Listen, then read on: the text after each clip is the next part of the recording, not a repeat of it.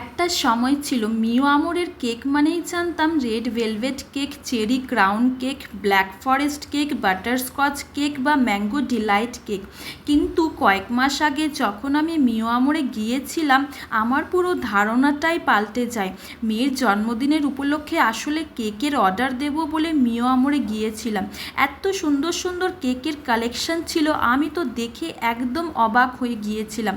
জন্মদিন থেকে শুরু করে ওয়েডিং, তারপর অ্যানিভার্সারি, প্রচুর প্রচুর রকমের কেকের কালেকশন ছিল।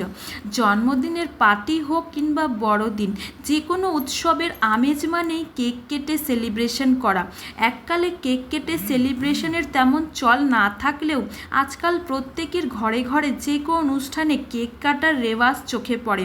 দিনের পরিবর্তনের সঙ্গে সঙ্গে তাল মিলিয়ে এখন জন্মদিন থেকে শুরু করে অ্যানিভার্সারি কেক কাটা মাস্ট, তাও আবার নানান রকম ডিজাইন থেকে শুরু করে নানান রকম ফ্লেভার সহ কেক। এক কথায় কেক ছাড়া যে কোনো উৎসবই যেন অসম্পূর্ণ। তোমরা সবাই হয়তো ভাবছো যে আমি কোনো ব্র্যান্ডের প্রমোশন করছি, কিন্তু না বন্ধুরা, একদমই নয়। আসলে আমি এটা নিজের অভিজ্ঞতা তোমাদের সবার সঙ্গে শেয়ার করলাম। মিও আমরে যে এত সুন্দর সুন্দর কেকের কালেকশন ছিল এটা আমার জানা নেই।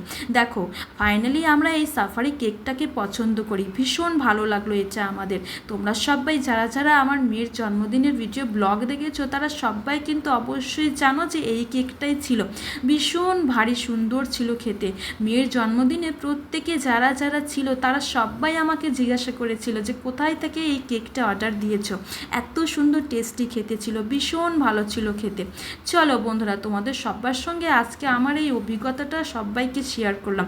তোমাদের সবাইকে এই ব্লগটা কেমন লাগলো, ভিডিওটা তোমরা সবাই কিন্তু আমাকে অবশ্যই কমেন্টে জানিও।